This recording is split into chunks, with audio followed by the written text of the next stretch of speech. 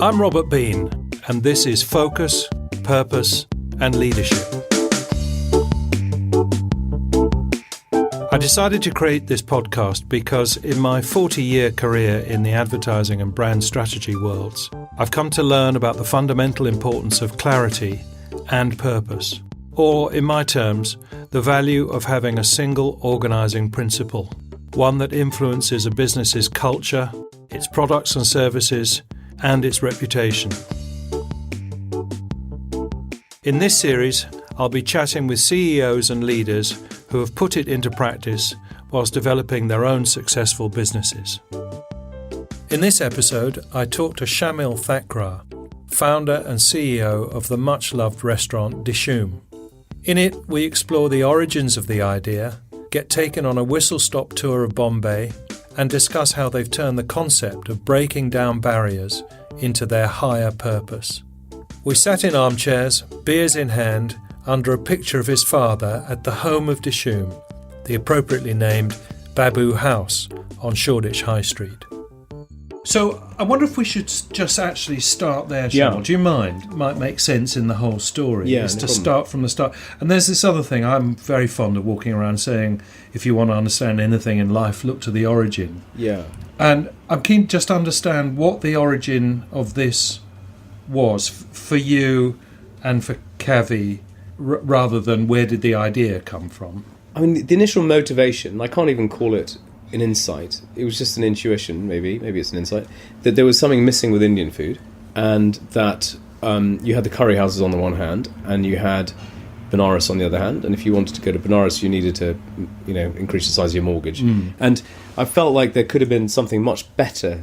But I think as we developed the idea, and for me personally, started going to Bombay and looking at Irani cafes and looking at the design parts of it and trying to bring alive a very different idea of India in a way that wasn't cliched, in a way that was unusual, in a way that was fresh, in a way that reinvented that.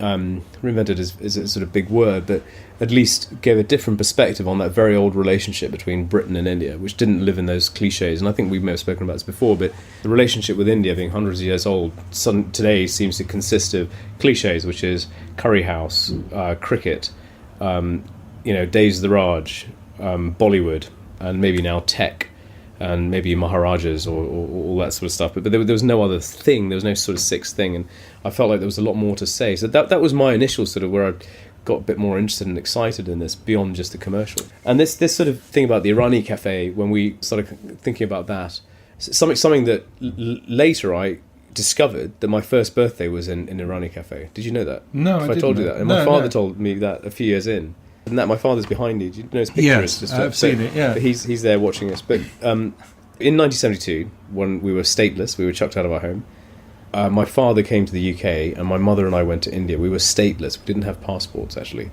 And we stayed in a small flat there, which we happened to have rented from some time ago, my grandparents. And across the road from our little flat, this tiny little flat in Matunga, north of Bombay, was an Irani cafe. And my first birthday was in this Irani cafe, which I didn't know about. When did you discover that? Probably 3 years after starting this business. How brilliant. Yeah. My it's dad, a sign. It's a sign, yeah. So we sort of knew about Irani cafes. And then as we sort of explored this and thought this is a very interesting way to change the way Indian food is perceived. Is this a good bit of inspiration to take? Began to fall in love with it. And it is really charming.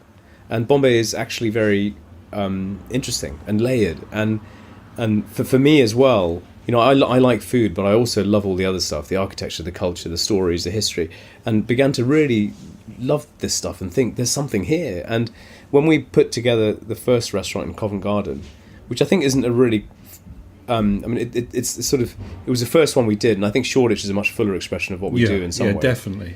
And I mean, if I can interrupt, yeah. I think Covent Garden was a fantastic Indian restaurant. In my experience, yeah. That's where I first encountered it. Yeah. I remember being utterly blown away by the food, but we weren't being transported to Bombay. But then you come to Shoreditch, and it's much more transported. You're in another place. And I love Covent Garden because I put heart and soul into that, as we all did then. But it's It's the firstborn. It's the firstborn, yeah. And I think in a way it was our first one out. But Shoreditch is a pretty full expression of the brand. And I still go into Shoreditch and think it's one of our best. Yeah. And it really is very good. And even though it's me saying that, I do love it. But doing things like obviously designing the menu, but thinking about the way the food service was in conjunction with the artwork on the walls, in conjunction with the crockery that we use, in conjunction with the music, and having that all come together to create a sense of something. And the first time I remember I was doing the work for the artwork and the music at the same time. And I was deciding sort of what period the artwork and should be from. And I had a lot of family portraiture that we're using because Irani cafes use family portraits, and I had adverts and stuff from Bombay, and I didn't really know what the look was. It didn't exist. Now it seems fairly obvious, although it's still not that easy to curate. And I was listening to the music, and I could listen to the sort of music from the 50s and the 60s or wherever it was from, and the sort of mix of that. And it began to come together in a way. The music and the artwork began to come together, and I decided that actually the sort of time period we referred to started from the 1930s and ended well before the 1970s, both musically and graphically. And it shouldn't be ethnic, because ethnic was very cliched, and it began to express itself as a sort of view of Bombay, as a way of thinking about it, which wasn't colonial. It was post-colonial, definitely, but it was definitely nostalgic, and it was definitely a sort of a sense of time and a place emerging. And then it sort of, at some point, I remember we were trying to win a design award. And I was determined to win this design award. I think it was the Restaurant and Bar Design Award. Doesn't sound like you at all, actually. And we'd already designed the restaurant, but I remember writing a blog post about designing Dishoom, and it was obviously retrospective. I was interpreting what we had done. And I thought, okay, what is this? Is this design as poetry? Is this design as a sort of, being a homage to a place? And in the end, I came up with this idea that it was design as a story. And I went back and I'd done some work on design. So I'd heard of Dieter Rams. So I said, well, Dieter Rams has 10 rules, but this is the 11th rule. and said the 11th rule is that design can also have a narrative. And this was the narrative of the old Irani cafe. So I wrote this blog post, and even if I say so, I think it was a decently written blog post. I don't know if anyone read it, and we didn't win the prize. But it really helped to articulate the fact that what Dishoom was doing was telling a story about a specific time and place, and we were trying to take you there, which then helped to create Shoreditch. Well, just to go back a step, though, Shamil, I mean, what's so interesting about what you're saying that I had never figured before, being quite close to the business, is when you set out the paucity of offering of Indian food as it was. So you either had your local curry joint, or you spent a fortune to go to really what was high-class dining, more than it was necessarily Indian, if you understand. And certainly not Bombay-ish. No. And you use the word layered about Bombay. And just listening to you now, you're talking about layers on layers on layers of food, the design, the crockery, the music, all these things that really are a sort of capsule of what Bombay was in the time of the Irani cafes. Yes, I think that's true. And the sort of nice thing about Bombay is that it's endlessly yielding of treasure. So there is it's such a big city. I mean, it's reasonably big, but it's so fertile. There's so much stuff. What's that book called? Maximum City. Maximum City. Yeah. It is wonderful. that. Yeah, it's for good and for bad. It's the maximum city. Yeah. And Bombay is particularly historically as well, because it had so many layers. It became a trading hub and a port, and it attracted people from everywhere with dreams of wealth over the next few centuries. And what that did, that pursuit of profit, I think led to a very interesting character in the city and created these enormous layers of both architecture and culture. And lots of people from all over India came, lots of people from all over the world came to Bombay and created this fantastic city of different things, and you can see it all today. And then trying to express that all into a restaurant was both a challenge and very exciting. No, but you can see the opportunity, can't you? Completely, yeah. Here is a city to plunder and to bring its sort of culture and ideas and to use that as a vehicle by which we represent different things about Indian food. Yeah. Again, listening to you, it just sounds and feels like one of those ideas you wonder why nobody else had done. That London, as a recipient of a intense droplet of Bombay, would have been ready a long time ago for such a thing, but it's much more than just a good idea. I think it's quite hard to... You've got to feel it. Yeah, I think you've got to feel it. And I think that, clearly businessmen and entrepreneurs are motivated by profit. But the profit motive can take an awful lot of the fun out of it. Yeah. And I think that we later on in our story, and maybe we'll talk about that, decided that profit wasn't the way to make money. That sounds silly, but the focus on profit wasn't the best way to make profit. And that was another sort of philosophy of the business, and ended up like but perhaps making sure we looked after our people, looked after our guests as a sort of primary goal of the business. But that sense in which we made sure that we were doing it for the love of it, I think helped us to make it work. And I'm not sure if there are that many businesses that will do stuff just for the love of it. I mean, the theatre production we did, the immersive theatre production recently, and the jazz is maybe an example of that, which many businesses would struggle to justify, and yet I think it was a commercially very justifiable decision in the end, because it added massive value to what we did. But still, you've got to be into it for the sake of it. It's too much hard work just to do it for the numbers. I'm right in thinking that you were at Bain, weren't you, at one point? And am I right in thinking that they used to have a model wherein which they said that any business needs to excel in one of three areas: the product, or the service, or price? Yeah. And when I experience the restaurants as a consumer, I'm confused between where the emphasis in this lies, because what I'm receiving is what has been a consistently fantastic product, unbelievably good service, and at a fair price. Yeah. It's not expensive and it's not cheap, it's a fair price. And I'm interested how you managed to balance that equation and break, if you like, your own ex-Bain model. Has that ever been a conscious part of the thinking, we have to be as good at every bit of what we do? No, it's fair, and I've read that stuff too. I don't remember that model. I didn't peddle it to any of my clients, but I might have done. I mean, it's a sort of, it sounds good and plausible, but it is fair from a sort of analytical perspective that you don't want to be good at everything. It doesn't make sense. You have to make a trade-off. Exactly. That's the point, and that must be true. I'm not sure. So I've had a sort of odd relationship with the consulting skills. So I did an MBA as well, and coming at things from a consulting and MBA perspective, you do leave business school, or indeed consulting, with a little template in your head. And all sort of ex-consultants or consultants might have in fact many people have a template in their head, which is revenues at the top, and then there's cost, and then there's profit, and then there's capital, and generally I think it's a pretty poor template for running a business. And the reason I say that is because excessive profit focus helps you to navigate, sure, but we found that when the managers were thinking a lot about profit, they would send home the staff in the afternoon when it wasn't busy, or renegotiate the price of lamb chops frequently, and that wasn't the right thing to do. The right thing to do was to make it awesome for people, and so gradually I learned to ditch some of those business school models. I said, well, look, we're sort of going to just wing it here. I'm not sure if that stuff works. The other orthodoxy, well, if I just finish that off, what we found is that when we refocused the team on quality, i.e. for us, we discovered that quality meant awesome food and drink, awesome service, and a happy team. Just three simple things, which sound sort of stupid maybe to people who consume at restaurants. It sounds obvious, but for us it was a revelation. And the moment we started doing that, and we said to everyone, look, control costs, but focus on these three things, things changed a lot. We started having a lot more customers that came into the business, and the numbers went suddenly really, really well. I mean, it really was a step change. Yeah. And then the costs took care of themselves, because we had high revenues. So of course, the best way to low costs is high revenues, or at least manageable costs. So that was an interesting insight, which was very not the sort of orthodox way of most people think about business. They think that business is about profit.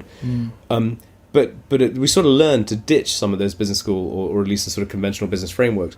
But in a way, I think the bottom line is if you can produce something that people love, employ people who love doing what they're doing, and then produce a good return at the bottom, then bingo. And for me, that maybe is the most compelling framework. That does bring me then to our working relationship, which was about codifying some of this stuff. I mean, that sounds more sort of formal and grand than you meant it, or that I meant it. Yeah. But I was very aware when we first started working that here was an animal that was behaving on its instincts, and you could feel that it was destined for big success. And it's largely down to what you've just said about that simple combination of embracing complexity, and that I actually was running the risk of putting some kind of cricket pads or some other things on it that would fetter it. But I'm not sure it worked out like that. What we did together, which was to codify, hone down, as it were, put discipline into what was an instinctive thing, did that slow it down, hinder it? No, quite the opposite. I think it was very helpful. And in fact, if you look on the wall, you'll see that hanging there as something that we look at a lot, and we use it every time. We train people in it. Everyone is familiar with all of that stuff. It's not gone away. We've used it and deepened it.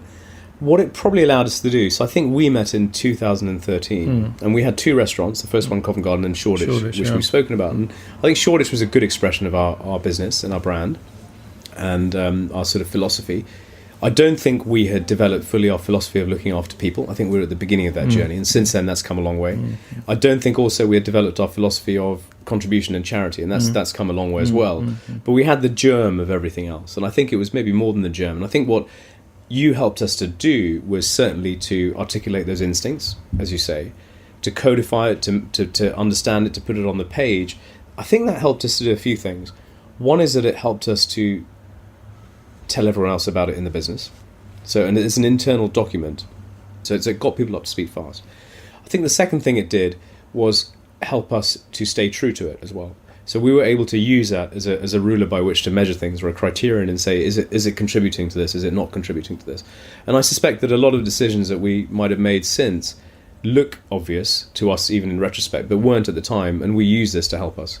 So our single organising principle, the From Bombay with Love, we did apply that to a lot of things. Now we just do it and we sort of understand whether it's right or not. But at the time we said, well, this isn't quite Bombay, is it? Well, this doesn't feel very love. We need to change that portion because this feels a bit miserable. It doesn't have love in it. And that sort of idea that the guiding forces here were that this was from Bombay, a generous expression, a loving expression of Bombay, was incredibly helpful. And then the wider expression, which is the dharma, which is the sort of more sort of the bigger, more poetic expression of our version of Bombay, this idealized place where the world is as it should be, not as it is, or something, our way of correcting the wrongs of the world. I think that's enormously helpful too. It's a more romantic vision, but I think that sense in which we're always trying to do stuff which is better than everywhere else, which is rooted in Bombay, which is sort of aesthetically appealing and lovely and charming and a bit nostalgic, helped us, I think, to create coherent environments. So within that, then, going to the next sort of level of detail within it, my sense was that the notion of seva, which of course had been around since time started, but that notion was also just emerging in the business at that point. And I wonder if you might just explain what seva is. I can. Seva is the Hindi word for selfless service. And you're right, it was emerging at that time in 2012 or 13, but we hadn't really done much with it. And I think we were searching for the way to express the way we felt about our values in a way. So if the From Bombay with Love was our single organising principle, if the dharma was our way of articulating that in more detail, seva in a way was maybe our values inside that.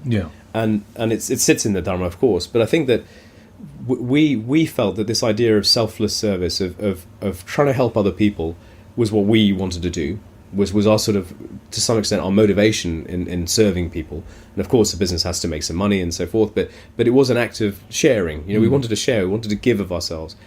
And we found this quite motivational. It made sense. Like, this is in hospitality too, so it obviously squared. The idea of service and selfless service made sense. And as we sort of explored that, we thought about that, we unpacked it a bit. What does seva mean for us? What does giving of ourselves mean for us? We sort of felt that giving of ourselves meant giving of our heart and our mind. It made sense that we wanted to make things sharp and first class with our minds, but also have everything being an act of generosity. And we also felt that, well, you're probably most fully alive when you're contributing of both your heart and your mind. And we came up with this idea that seva is split into being big-hearted, which obviously has to be generous because it's selfless, but equally it has to be of a high standard. So there's no point being very generous about the way I make drinks unless it's a fantastic drink. I'm most fully contributing when I'm doing something to the best of my ability. But also if I'm doing it from a generous heart. And people at Dishoom have to do both. You don't last long at Dishoom unless you're both big-hearted and first class. So if you're not very generous about what you do and you're very competent, it really doesn't last very long. If you're not competent, it doesn't last very long either. Our environments are very, very busy. And those two things together as a core for the business in giving selfless service became an enormously sort of useful expression of what we cared about. Yes, I mean, I don't think it runs the risk of divulging anything overly secret, because in fact any thinking person can deduce much of this just from the experience of being there. But there are some other wonderful values I think we uncovered. One about nostalgia, which I think you were referring to earlier, and we hear it in the music, we see it in the architecture, and the whole thing is retro, isn't it? Looking back and celebrating the best of. And another one which I don't think I've encountered in any other brand, and it's a suitably balmy word in itself, but it is about balminess. That one sees it dotted around, and in fact that's the right way. It's like a rich spice, balminess. You can't overdo you really it. Can't. Yeah. No, you have. It's dotted, and it's definitely dotted around the place. But it's the thing I think that puts a smile on people's face, whilst everything else is taken care of, stomach and soul. Yes, indeed. But the combination of having that belief in Seva, I use it as a noun, and being nostalgic and with hints of balminess is a fruity cocktail, perhaps like Bombay was. Yeah, that's right. I mean, and what you've described is a sort of expression of our values that we had then, and we don't really use that anymore. So we now we certainly think of ourselves as a bit balmy. We certainly think of Seva we use a lot. Nostalgic just happens anyway, and I think that the single organising principle and the dharma just superseded that, and it's all subsumed into that. But I think what you're saying is right. Is that it is a lovely little mix of ingredients, and I think better articulated now. I think we say the humour is that touch more eccentric. Yes, yeah. I mean, it's just interesting looking back at what it was then, the architectural foundation stones that led us to where we are now. That it was made of that stuff. But I don't think it's easy to apply either. So I think it's if you're a business or a brand indeed trying to come up with a way of doing something that's resonant with customers, and you say, right, we're going to be balmy. It's not going to work unless somebody actually is. Yeah. Unless somebody's got that sense of humour and that eye, or is interested in articulating that. Yes. And I'm sure it is a learned skill, but it is something that you need to care about beyond the money. So definitely. And I mean, this is the second time you referred to it about the truth of things. It's a good idea to condense that multi-layered Bombay and turn it into a dining experience. A good idea. But unless you feel it and you know it so well that it becomes intrinsically, it's going to be an academic exercise rather than. I think the value of these values is that they were very real. I think that's right. I think they can be learned.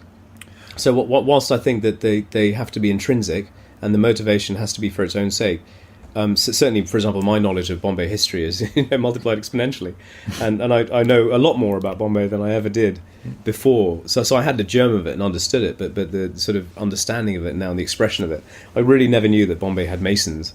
And I certainly didn't know that Bombay had a jazz age, which have become really big parts of what we do in various restaurants. But so I think it can be learned. But I think the motivation for learning is that you've got to give a damn about it. You've got to be really into it and care about it. Otherwise, someone will smell it. So can we talk about the sort of next layer up then, Shamil? There is this sort of modern obsession in my world about purpose. Yeah.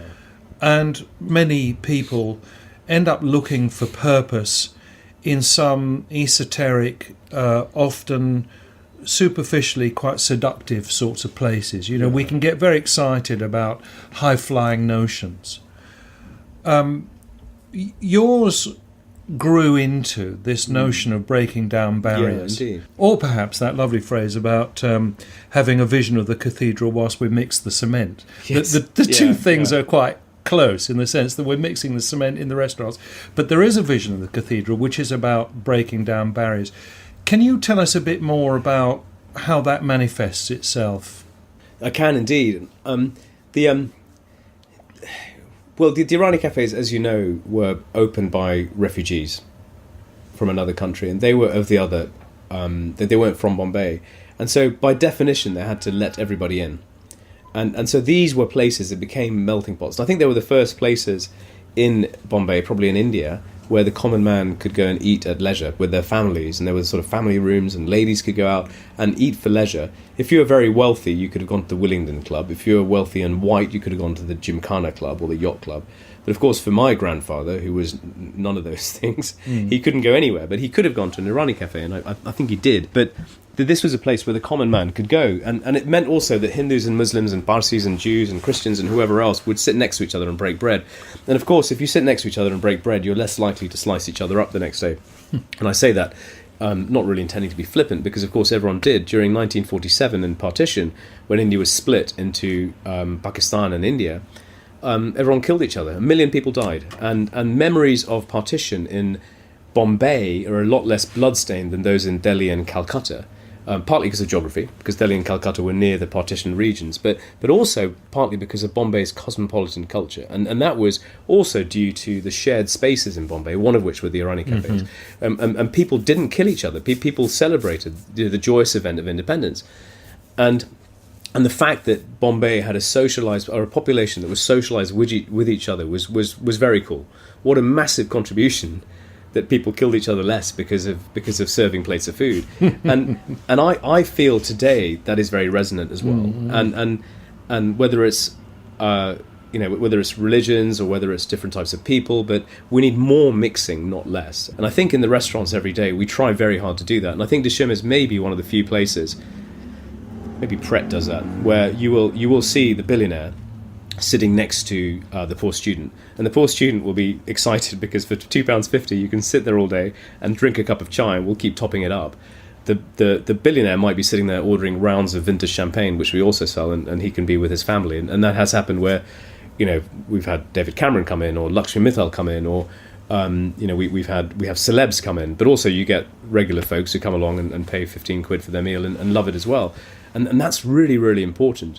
The fact that we also celebrate Eid very visibly. I'm not a Muslim, but we celebrate Eid, we celebrate Iftar, we celebrate, we do an Iftar during Eid, we do Ramadan, we also celebrate Diwali, having a lot of different types of people in the restaurants, very self-consciously. And if we celebrate each other's cultures, that means next time some idiot stabs somebody on Westminster Bridge and says it's for ISIS, the backlash will be a little bit smaller, because people will say, well, that's not Islam, because I know Islam's about this, that, and the other. In fact, even one of our biggest initiatives, which is a charity that we do, grew from an Islamic thing, where one year we were sitting around saying, it's Ramadan. I spoke to Chef, who, as you know, is Muslim, and I was saying, what's Ramadan really about?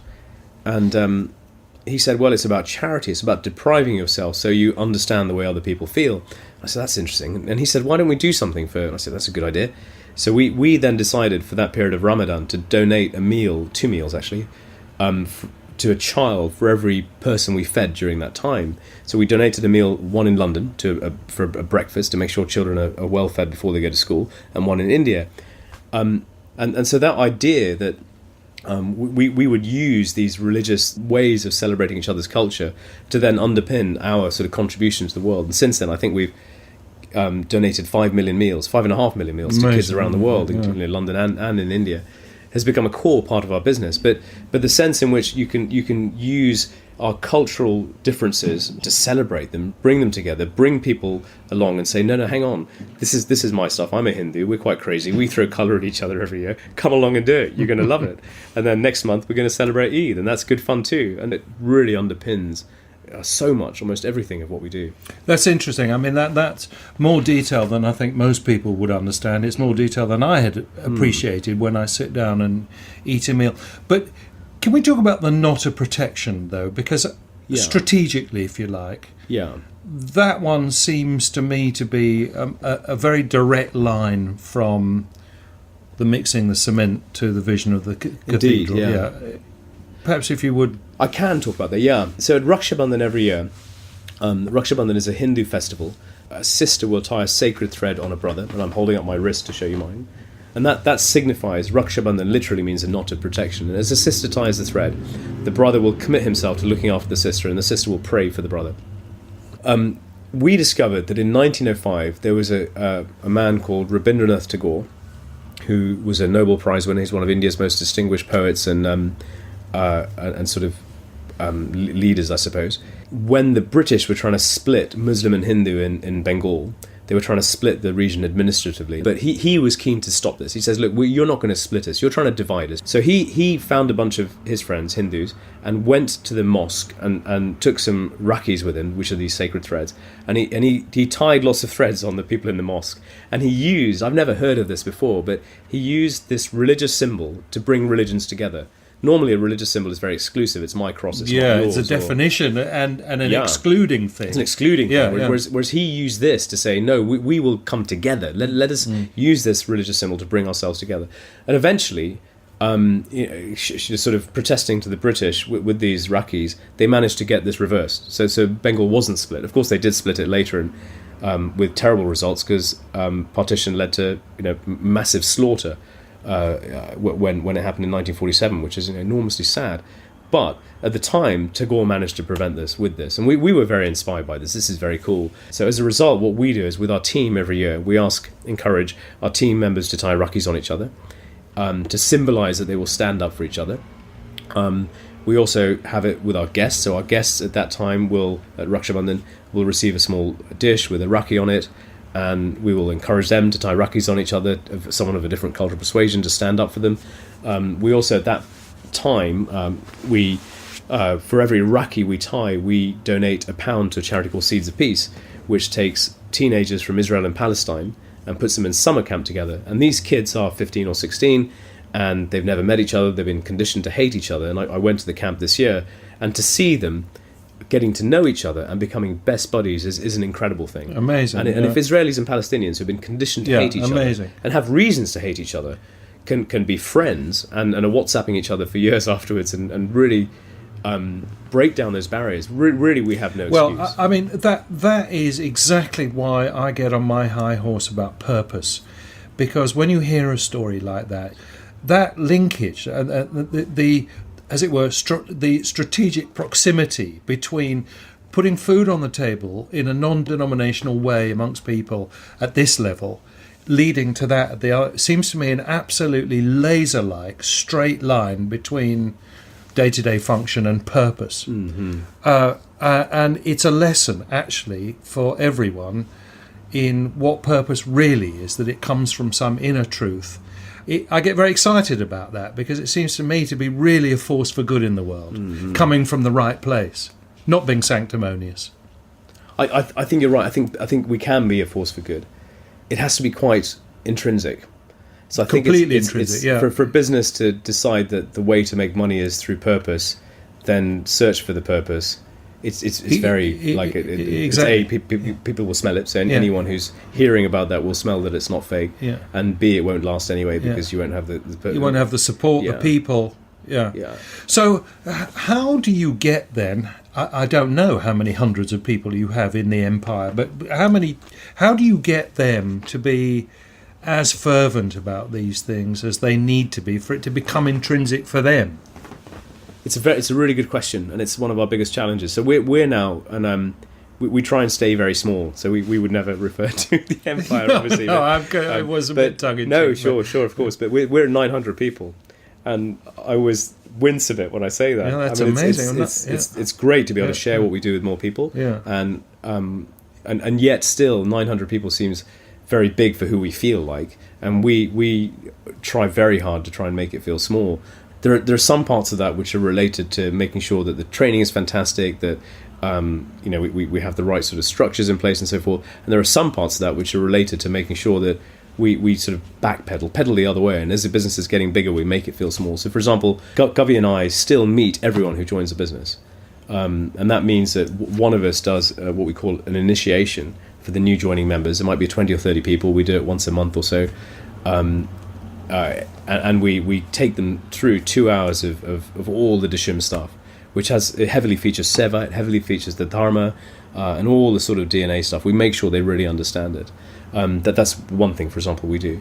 Another thing we do is I think you've come to the event, the Family Mela, where we bring people together. And again, it's another chance. Now, the Family Mela, we tie rakis on each other. We explain why we do that. We bring people together. We bring their families together, and we all celebrate. We end up with about 11 or 1,200 people there, but it's like a big festival in a field in East London. There's fairground rides, and there's sort of as much candy floss and sausage rolls and foods as you can eat, but it's really, really fantastic. And I think people love that, and it really signals that this is a small family. We do that also with even other things, like we make sure that people can have free yoga classes, and we make sure that the pay and the conditions are fantastic. So we work very hard to treat people well, but also to make sure that they understand all these bits of DNA through symbols, through training, through spending time with us. So I think it is possible to grow and to retain that. It's not easy, and I think maybe this is a cliche to say so, but I think that if the propagation of this isn't at the top of your list, it probably isn't on your list. You've got to be pathologically concerned about it and make it a mission every day. If it's number 2 or number 3 priority, it's really not on the list.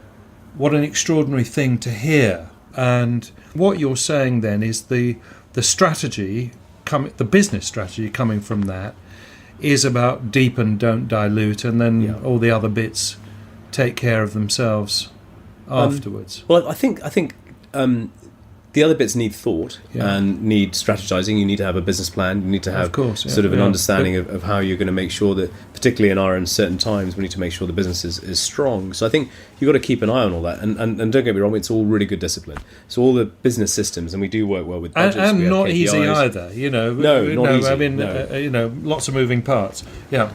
And I think that having KPIs and budgets and all of those sort of structures and are very important, that they are good tools with which to run a business, and you need to have those. But nonetheless, and I think that at the top of the list for us, certainly, and I think it's critical to what we do, is the phrase deepen, don't dilute. And probably that's at the top of our business strategy. And I sort of recently, I'm just thinking about it because we did it quite recently, but thinking about our sort of strategy going into this year with Brexit coming up, and how we want to make sure the business is in good shape, and touch wood, I hope we're okay, and I hope it doesn't hit us too hard. But right at the top of the list is deepen. If you put that right at the top, you've got a chance of doing that. And I think that an analogy that I might use is, if you're a swimmer crossing a river with a heavy current, there's no point trying to get to the other side and just aim for the other side. You have got to swim right upstream, because you know that when you're growing a business and in the daily pressures of business, that you are going to be carried away by the current. So you have to swim right against the current. And then you might have a chance of going to your destination on the other side. And if that place is a bit of increased quality, well, there's no point aiming for that. You have to aim to the extreme. You have to swim right upstream, because you know you're swimming against the current. And that's what business does to you every day, because we do have cost pressures, and soon the government will announce something or something else, or will crash out with no deal, who knows. But all of that stuff will push against quality. So we have to be on a mission every day to deepen it. And whether it's deepening the culture or whether it's deepening the sort of experience of the guest, we need to prioritize those. And I'm not naive. You have to make decisions. You have to make trade-offs. Every business does. But at least if it's at the top of your list, you will make sure you prioritize it, and you make those trade-offs very, very explicitly. It was a question I didn't want to ask, but perhaps as we get close to wrapping up, how many do you think you can have? I'm sorry. No, go for it. How many do you think you can have before, as you said at the start, you end up producing either shit food or shit service or a shit brand? I mean, the number isn't so important. It's more in your heart. How far can this go? I don't know the answer to that question. I think that a few years ago, if I'd have known that we'd be at 900 people, I'd have been seriously worried about our ability to do what we're doing. And yet, I'm pretty sure that your experience in Manchester, which we've just opened, is better than anywhere else we've ever had. Not even as a restaurant, but I think the whole of what we do improves year on year, hopefully. So I think the dish of food that you eat today, with the service experience that you have today in the restaurant that we've just designed today, is as good as it's ever been, and probably much better. So I think we've managed to keep things to a high standard and increase the standards as we've grown at 900 people, which I would have been really pleased about if someone had come back from the future and told me about that. Where the future goes, I think that a good friend of mine, Jane Melvin, said that, because I asked her this question, I said, look, how far can we grow? What can we do here? And she gave me an answer, which I think I'll give to you, not because I know it to be true for us, but because I think it's an interesting principle, and I think it might be the way we think about it, is if you take scale, speed, and quality, you can have 2 of those, but not 3. And I think gradually, as we've done it, over the last 8 or 9 years, and maybe it does feel quite fast now in retrospect, but as we've done it, we haven't grown anywhere near as fast as people advise us to, or many industry competitors have. You can do it. But that's the one to, as it were, compromise on, isn't it? Speed. Yeah, definitely. Yeah, I think so. Yeah. I completely think so. And our rule internally as well is that deep and don't dilute definitely trumps growth. So we explicitly say, and I say it again and I say it again, is that we are not going to grow if it compromises quality. So growth will never come if it means that we're serving food that is less good, or the service experience is less good, or the employee experience is less good. And that is a constant danger. And how much of that is I mean, it's all a challenge, but how much of that is a sort of frightening challenge, Shamil? Being able to hire enough of the right people in the kitchen, hire enough people on the floor, the practical, real-life delivery of this stuff. Well, they're not easy to solve. No, exactly. But they're the things that are going to be... I mean, if I think I can answer that, I mean, I don't know how helpful this answer is, but inevitably there's only two things in the execution of that, and one is process and one is culture. And I would say that our processes have to be first class. So if you're trying to scale quality, you have to be focused on making sure that you are doing the right things at the right time with the right people. And that is a very logical exercise. And you have to build the right processes, which have to be motivated by your values. Sure, if we want to hire great people or we want to look after people, we will put in the processes to make sure they are looked after. But the process is really important. But then having a really clear definition of the culture, i.e. SEVA, and big heart first class. And when people have to make it up as they go along, or there's a gap, if there is a very strong culture, it will work. And I think those two things, maybe this is just sort of obvious, but those two things taken together, I think can enable you to do more and more of the stuff which is good and keep delivering quality. The bottleneck on growth has to be quality. Do not grow faster than you can maintain quality. Do not back solve for quality. If you've got a business plan which says we're going to grow this fast and the quality will be what it is, and there's a sort of accepted thing which is that as you grow it's going to get a bit more. It's an accepted trade-off. No, it's okay. We're going to grow. What kind of growth is it? Don't accept that. And I think that our mission in some ways has been to break that sort of law which says as you grow you will get more rubbish. It says we've not been willing to accept that. And of course, we haven't been able to do it incredibly fast, but on the other hand, we haven't accepted. We've said, no, every day you fight harder to make it better and better and better, all the time aware that you're sort of swimming upstream, so you have to be quite extremist about it. Well, at the risk of more management consultancy stuff, I mean, again, listening to you talk, particularly in the last bit here, you're saying what so many of them say about culture eats strategy for breakfast or lunch or dinner for that matter. And it absolutely does, and culture is not something that one can fabricate. Thank you, Shamil. Thank you so much. I mean, it's just inspiring listening to you and talking to you. And from my perspective, I can honestly say Dishoom has made the world a better place, and I mean that both at the prosaic food level and at the less prosaic purpose level. So thanks again for not just this, but for all that you do, really. Well, thank you, Robert, and thanks for all your help with our business. Not a bit. Thanks again, Shamil. Please do subscribe to the podcast in your usual podcast app to get new episodes when they're released. If you have any comments or questions, don't hesitate to get in touch with me. It's robert@robertbeanbranding.com. Thanks for listening.